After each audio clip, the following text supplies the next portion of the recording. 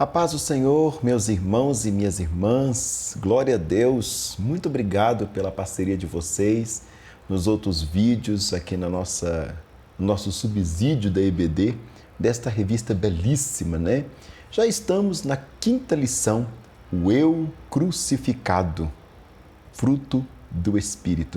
É maravilhoso, né? Fruto do Espírito, o Eu Crucificado. Romanos 15, verso 13 é o texto áureo que vai dizer: Ora, o Deus de esperança vos encha de todo gozo e paz em crença, para que abundeis em esperança pela virtude do Espírito Santo. O fruto do Espírito é um dos temas mais vibrantes da ética cristã, pois mostra para o fundo ou para o mundo o que o Espírito Santo colocou dentro de cada um de nós. O autor perpassa a perspectiva da doutrina, da doxologia, da Bíblia, e agora ele entra pelo viés eticista, né? Da ética. É muito interessante. A leitura bíblica em classe trabalha o texto de Gálatas 5, versos 16 ao 26, 10 versículos. Eu te recomendo ler na sua Bíblia ou na sua revista. E aí a gente vai partir para as perspectivas da nossa lição, que traz como objetivo geral demonstrar que o fruto do Espírito é um dos temas mais vibrantes da vida cristã. Já os objetivos específicos são 3. O primeiro, conceituar o fruto do Espírito. O autor sempre trabalha da perspectiva de conceito para ele dedilhar as propostas que ele vai colocar para nós na lição. Sempre a partir do conceito, como um bom professor deve fazer, né?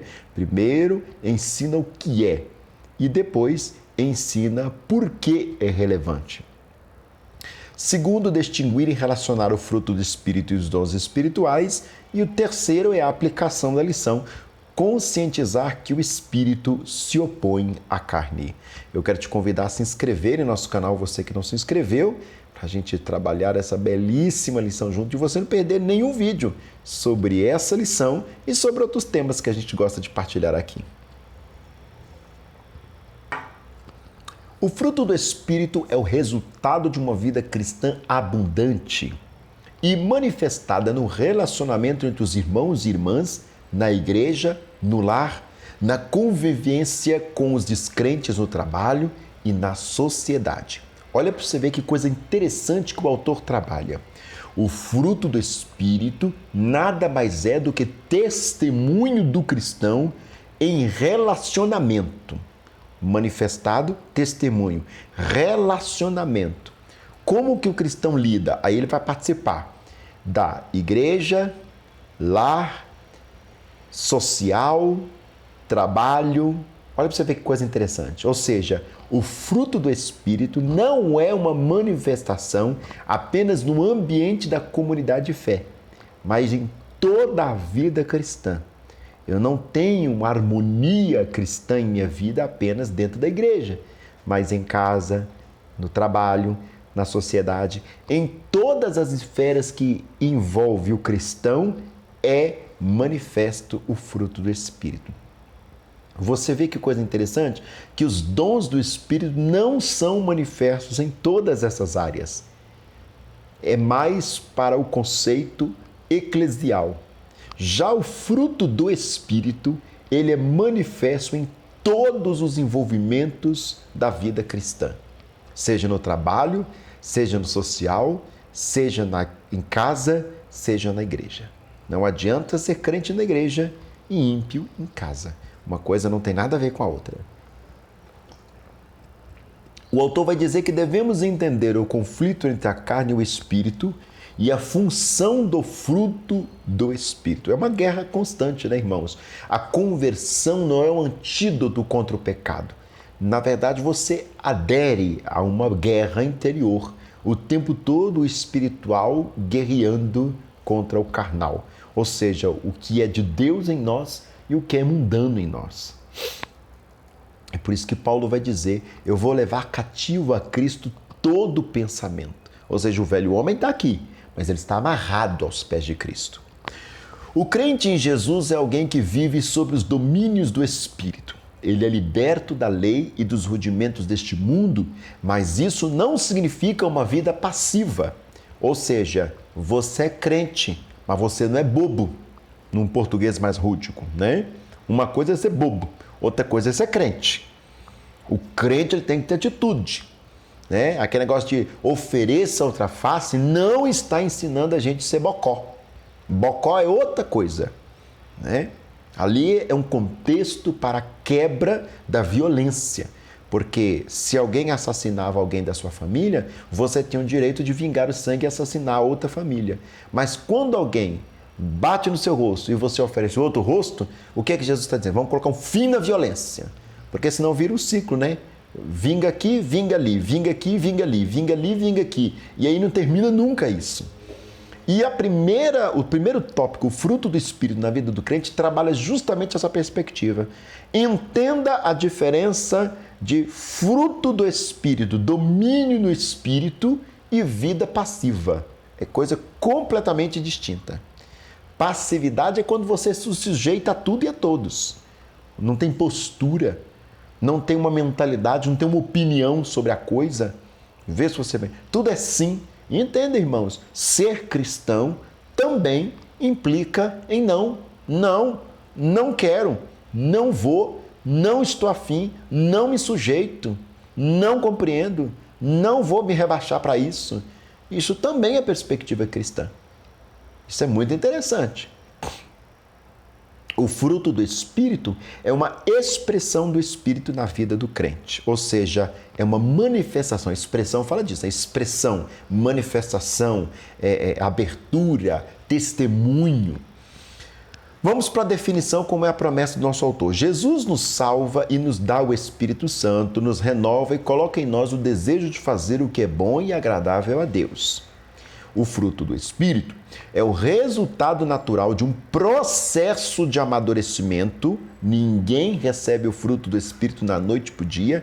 É um processo, grife essa palavra, porque ela é muito cara.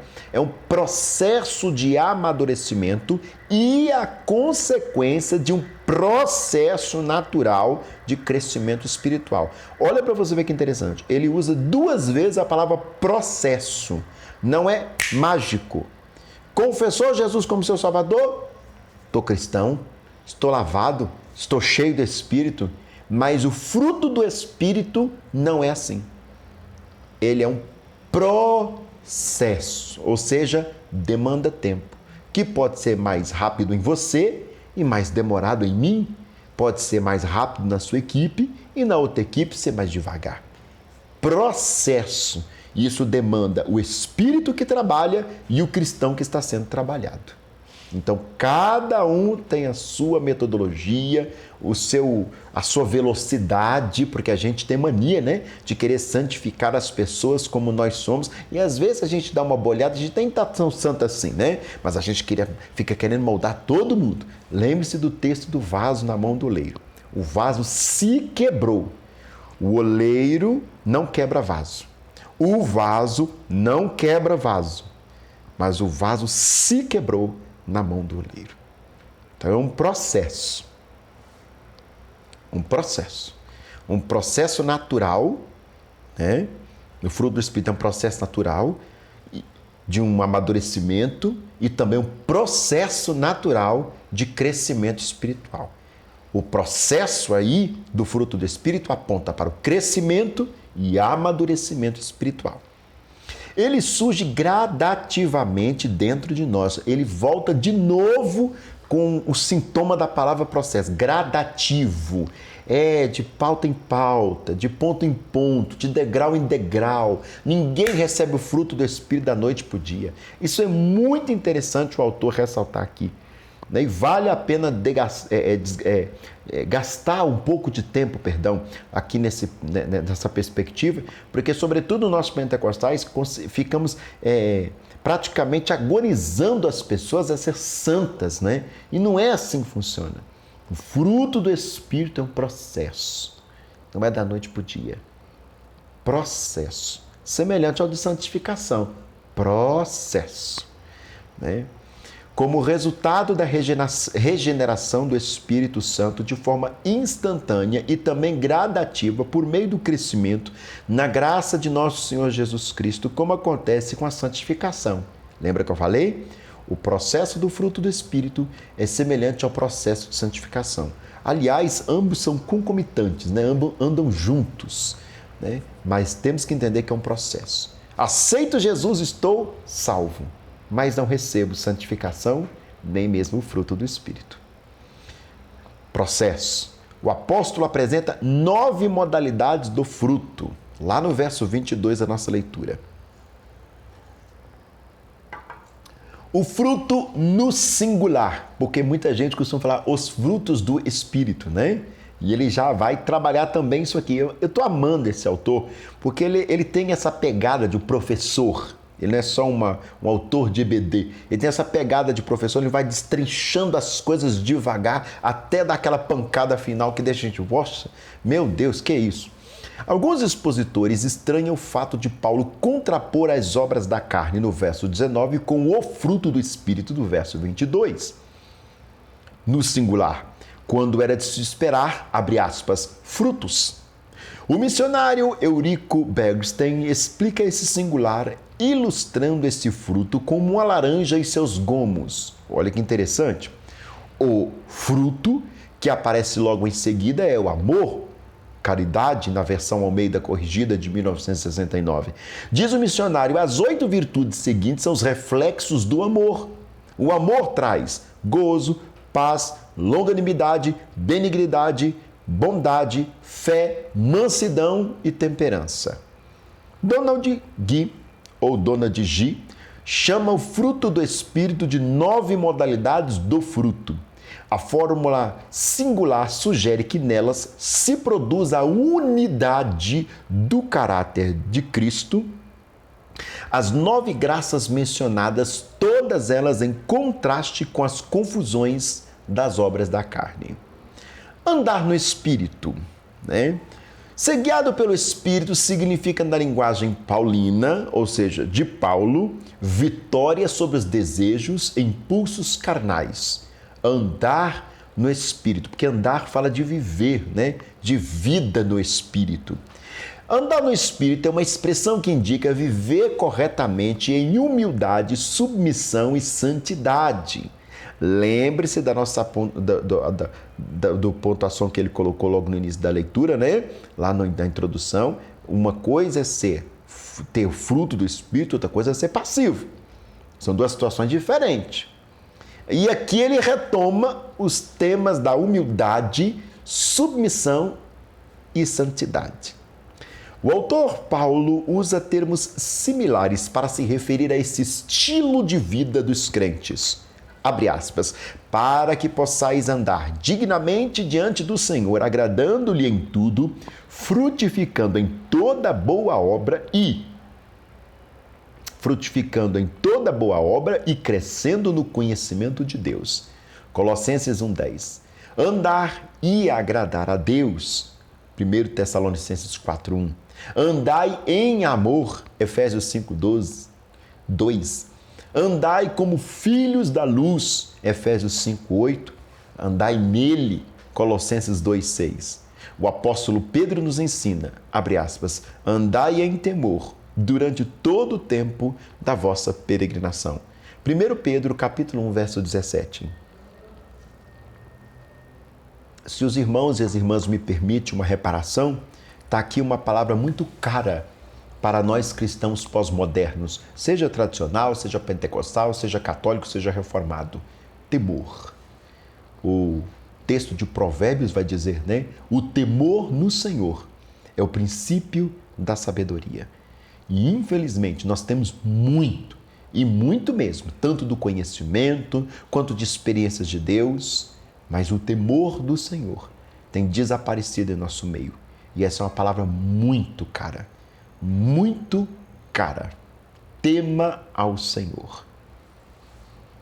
A síntese do tópico 1, o fruto do Espírito, revela o crente que vive sob os domínios do Espírito. Aí ele vai colocar para nós um subsídio didático pedagógico.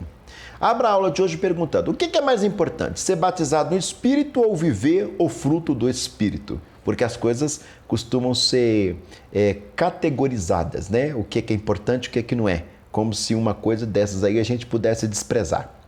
Após ouvir as respostas de acordo com as Escrituras, diga que essa pergunta não faz sentido algum para o crente. Viu? Não tem como descartar. A proposta de Deus é um pacote fechado. Em nenhum lugar da Bíblia se ensina essa escolha, pois tanto um quanto o outro são igualmente importantes na vida do crente e também na vida da igreja. Tanto o batismo no Espírito Santo e a realidade dos dons espirituais quanto o fruto do Espírito são realidades de uma única fonte, o Espírito Santo. Ao expor o conteúdo desse primeiro tópico, deixe claro que para vencer a carne é preciso andar no Espírito, e só anda no Espírito que manifesta o fruto do Espírito. Logo, se há um jeito, de crucificar a carne, esse é o fruto do Espírito. Quando a gente percebe o fruto do Espírito na vida de um cristão, a gente percebe um cristão crucificado. É muito interessante. Pouco a gente tem a acrescentar nessa lição, ela está muito bênção com força. Tópico 2, vamos lá, diferença e relação entre os frutos e os dons do Espírito. Fruto no singular e dons no plural, ambos do Espírito. Os dons espirituais e o fruto do Espírito têm a sua origem na mesma fonte, como ele já disse no tópico antigo. E ambos glorificam a Cristo, mas se tratam de coisas distintas. O amor, por exemplo, não é um dom. 1 Coríntios 14, 1. Vamos entender bem o que é essa diferença? Vamos lá.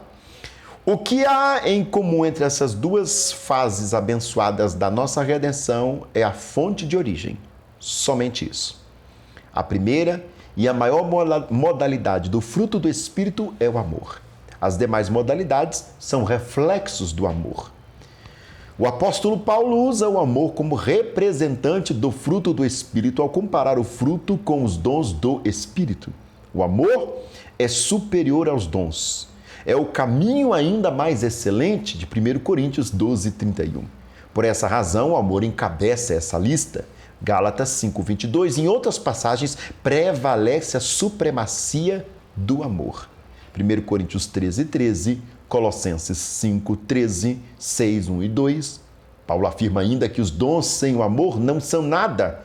1 Coríntios 13, 1 a 3. E são passageiros. 1 Coríntios 13, 8 ao 10. Porém, o amor é eterno. Vai até dizer, né? Havendo ciência, cessará. Havendo línguas, passará. Havendo profecia, se calarão. Mas o amor é eterno. É lindo isso, né? Agora ele vai falar sobre os dons na igreja. Convém lembrar que os dons são importantes. Isso não significa que devemos desprezá-los, né? Olha para você ver que coisa interessante. Convém relembrar que os dons são importantes. Ou seja, significa que não podemos desprezá-los. É a vontade de Deus que os irmãos e as irmãs não ignorem os dons espirituais. 1 Coríntios 12, verso 1. Que busquemos os melhores, 12, 31. E não desprezeis as profecias, 1 Tessalonicenses 5, 20. Os dons são comparados a um andaime na construção, a igreja a um edifício. 1 Coríntios 3, 10 ao 12, Efésios 2, 20 ao 22. Bom, eu retomo a pergunta que eu fiz na lição anterior. São importantes? Evidentemente, quem sou eu para discordar? Mas nós podemos fazer uso dos dons espirituais no meio do culto, na igreja, na liturgia? É a pergunta que não quer calar. Que é importante, todo mundo sabe, do pastor às ovelhas, do professor aos alunos. Mas a pergunta que não quer calar: se formos usados em profecia no culto, podemos? Não é possível uma construção prosseguir sem um andaime, mas uma vez concluída a obra, o andaime é dispensado. No céu não haverá necessidade dos dons, mas eles são uma necessidade imperiosa na vida de hoje da igreja, pois ela precisa do poder do alto para combater o reino espiritual das trevas. Efésios 6, 10 ao 12. Segundo o Apocalipse 21 e 22, no mundo vindouro não há necessidade desses recursos do Espírito. Claro, nós estaremos em outra dimensão. Síntese do tópico segundo: os dons espirituais e o fruto do Espírito têm sua origem na mesma fonte, o Espírito Santo. E ambos glorificam a Cristo. Caríssimos e caríssimas, o autor coloca para nós ainda um subsídio da vida cristã. A palavra de Deus fala claramente da recompensa que o crente tem ao dar liberdade ao Espírito Santo para que produza as características de Cristo em seu interior. Segundo Pedro I, a Bíblia nos fala da necessidade de o crente desenvolver as dimensões espirituais de sua nova vida em Cristo.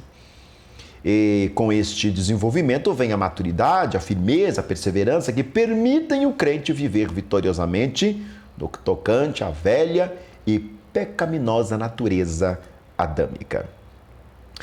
No capítulo 10, a palavra de Deus diz: porque fazendo isso nunca jamais tropeçareis, porque assim vos será amplamente concedida a entrada no reino eterno de nosso Senhor e Salvador Jesus Cristo. Segundo Pedro, capítulo 1, verso 10, 11. O fruto é uma coisa viva, ou seja, operante, opera em nós. Se você entregou o controle de sua vida ao Espírito Santo, ele infalivelmente, repito, ele infalivelmente, traduzindo, Deus não quer não nos dar o Espírito Santo.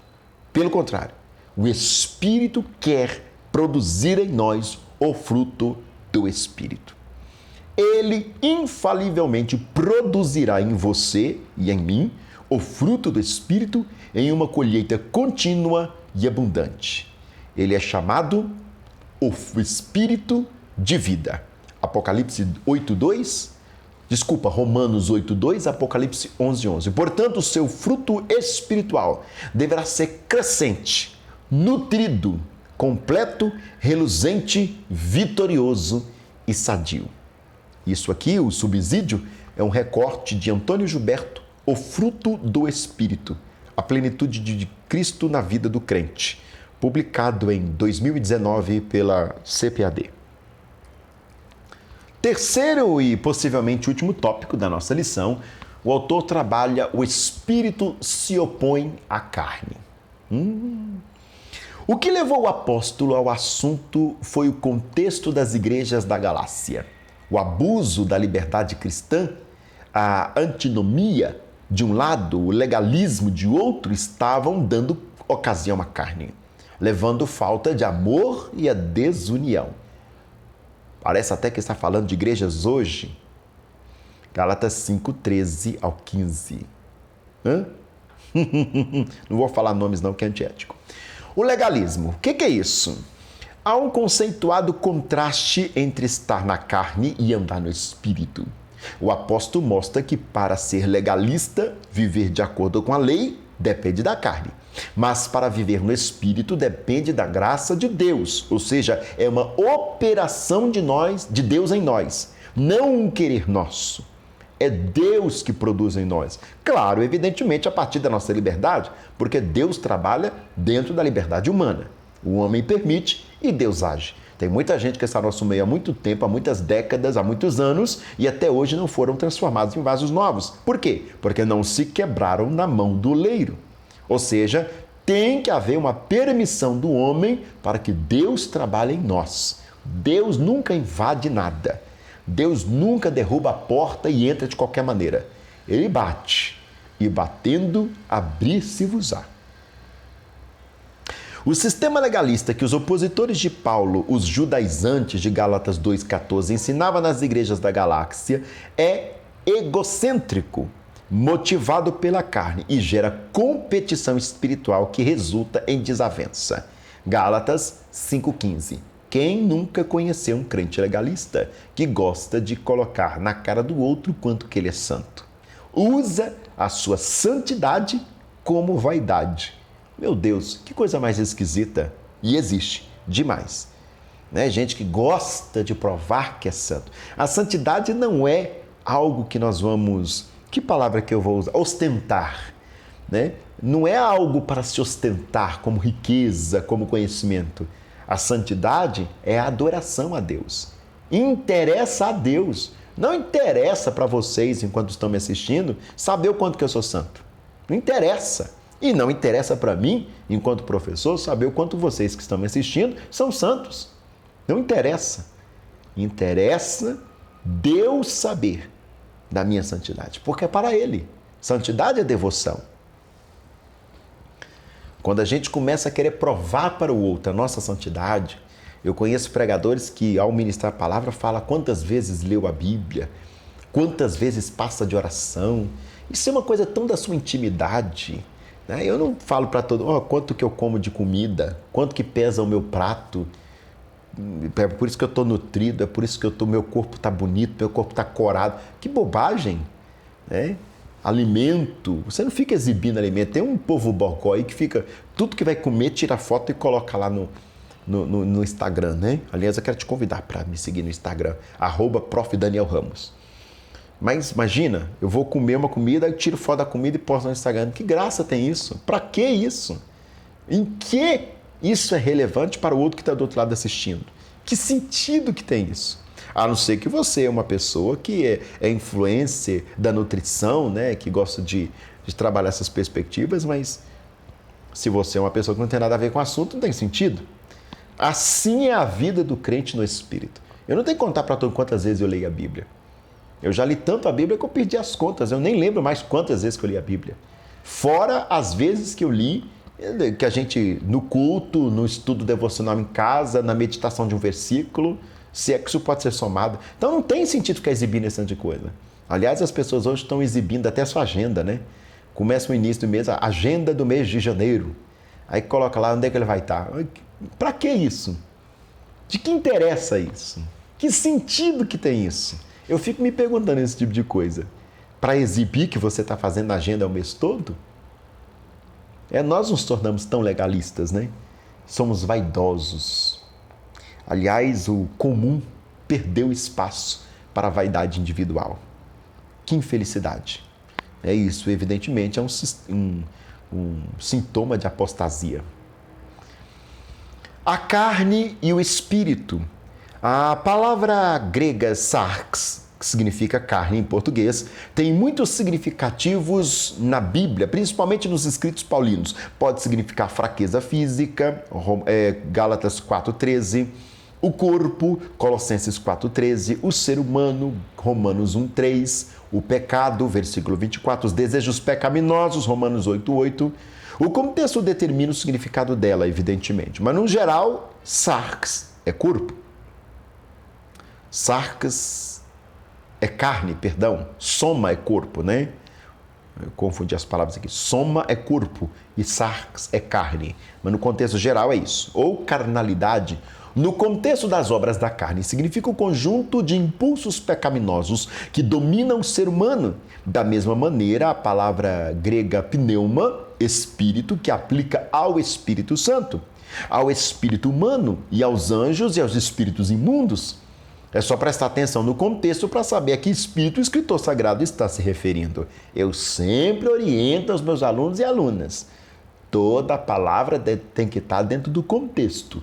Todo versículo tem que estar dentro do contexto. Toda pregação tem que estar dentro do contexto. Todo ensino tem que estar dentro do contexto. Fora do contexto tem pretexto.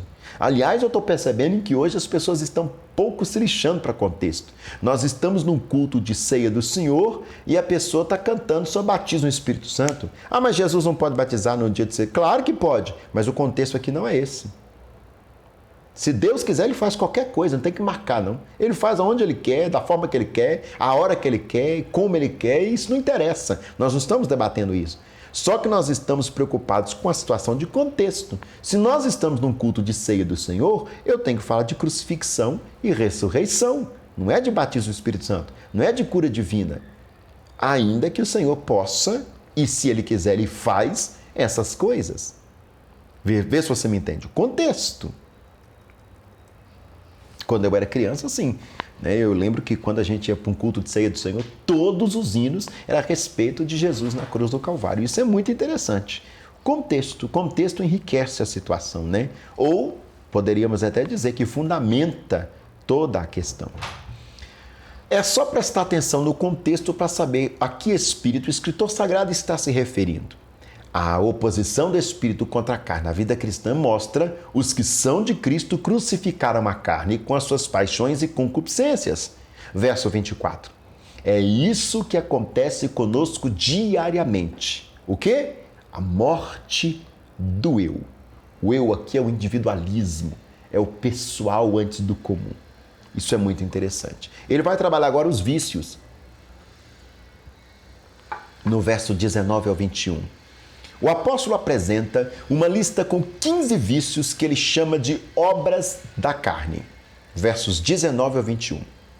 Outras listas aparecem em outras epístolas paulinas, como Romanos 1, 29 ao 31, 1 Coríntios 6, 9 e 10, 1 Timóteo 1, 9 e 10. Paulo não pretende ser exaustivo, essas listas são representativas em Gálatas, pois ele acrescenta, abre aspas, e coisas semelhantes a essas, acerca das quais vos declaro, como já antes vos disses, que os que cometem tais coisas não herdarão o reino de Deus. Verso 21. Podemos classificar esses vícios em 3 categorias. A, sexo ilícito, ele vai trabalhar de prostituição, impureza e lascívia. B, pecados de ordem religiosa, idolatria e feitiçaria. C, pecados de ordem social, que são inimizades, porfias, emulações, iras, pelejas, dissensões, heresias, invejas, homicídios, bebedices e glutonaria. Meu Deus do céu! Faz um hashtag se você não encontra isso aí no seu contexto. Quando eu estou falando do contexto eclesial, da sua sala de escola bíblica dominical. Basta a gente sentar para discutir a cor da camisa do uniforme do congresso de jovens que parece que o mundo acaba. É um verdadeiro Amargedon que acontece no meio do departamento. É briga que não acaba mais. Mas que discussão é essa? Nós estamos discutindo se a blusa é azul clara ou azul escura. Meu Deus do céu! Tem gente que fica inimigo um do outro por causa de uma bobagem dessa. Isso é porfia, inimizade, pelejas, sem contar os contextos políticos, né? Crente degladiando para defender os ídolos políticos. Eu vou falar ídolos, porque ninguém está acima da crítica, né? E se a gente defende qualquer coisa acima da crítica, isso se chama idolatria. Bom, enfim, vamos deixar isso para outro momento. Síntese do tópico terceiro. O abuso da liberdade cristã e o legalismo revelam uma oposição entre a carne e o espírito, pois ambos levam à falta de amor e desunião. Tem um pequeno subsídio teológico de 2 parágrafos aqui. Eu vou fazer uma leitura e breve reflexão, como eu venho fazendo nos outros. A maturidade espiritual ajuda-nos a ter bons relacionamentos com as pessoas. Passamos a compreendê-las melhor e a conhecer a melhor maneira de ministrar a elas. Devemos esforçar-nos para alcançar a união. Ou seja, a unidade é um esforço meu e seu. É colocar o que é secundário no lugar de secundário e colocar a nossa comunhão como primária. Aliás, irmãos e irmãs, quem aqui conhece alguém que concorda em tudo com você? Não existe isso. Nem no relacionamento conjugal, nem nas amizades, nem na relação membresia de igreja. Não existe. Sempre vai ter um ponto de discordância. E se a gente não aprender isso, nós não temos a maturidade emocional. Quem dirá a maturidade espiritual para ter o fruto do Espírito? As pessoas, ao observarem o nosso caráter e conduta, passaram a ter confiança em nós. Sim, a nossa palavra vai ter autoridade, porque as pessoas verão que aquilo que nós falamos é literalmente aquilo que nós praticamos. É por isso que Jesus tinha tanta autoridade em falar, porque tudo que ele falava, você já via ele fazendo. Amai-vos uns aos outros, porque eu vos amei. Não cessem de orar. Quando você olha para Jesus, ele está orando. Então, tudo que ele falava tinha autoridade, porque ele era o primeiro a cumprir o que ele ensinava. Diferente de alguns por aí, né? Que faz o que eu mando, mas não faz o que eu faço. Sem citar nome, por favor. Olha a ética. O fruto é a maneira de se exercer os dons. Cada fruto vem acondicionado ao amor e qualquer dom manifesta na sua mais plena manifestação. Nada é sem o amor. Porém, outro lado, a plenitude genuína do Espírito Santo forçosamente produzirá também frutos por causa da vida renovada e enriquecida da comunhão com Cristo. Conhecer o amor, poder e graça de Deus, inspiradores de reverente temor, deve fazer de nós vasos de bênçãos cheios de ternura. Ternura. Está faltando tanta ternura em nosso meio, né? Jesus, nos dê graça. Não merecemos os dons. Nem por isso Deus se nega a nos revestir de poder e passamos a ser obreiros do reino, prontos para fazer ou para trazer a colheitas. Subimos a um novo domínio. Aí ele recorta de novo Stanley Orton, Teologia Sistemática, uma perspectiva pentecostal que até hoje eu não comprei. Aqui em Belo Horizonte as lojas estão todas fechadas, não tem como acessar por causa da pandemia, enfim. Publicado em 2006. Vamos concluir? Esse vídeo está ficando extenso e minha promessa era fazer um vídeo de mais ou menos 30 minutos, mais objetivo possível, né? Cabe a cada crente fazer uma análise introspectiva para verificar suas inclinações, são carnais ou espirituais. Salomão disse que o homem é aquilo que imagina sua alma, Provérbios 23, 7. Jesus disse que o homem fala aquilo que o seu coração está cheio, Lucas 6, 45. O pensamento de cada ser humano norteia o seu comportamento. Se a mente é carnal, seu comportamento é carnal, que resulta em morte. Se a mente é espiritual, seu comportamento é espiritual, que resulta em vida e paz. O que me resta dizer no final dessa aula tão belíssima? Deus abençoe a nossa vida. Deus tenha misericórdia de nós. Que o Espírito Santo em nós tenha espaço para nos aperfeiçoar na sua boa obra. Beijo no coração de vocês, te espero na próxima lição. Obrigado pelo carinho. Deus abençoe sua turma de Escola Bíblica Dominical.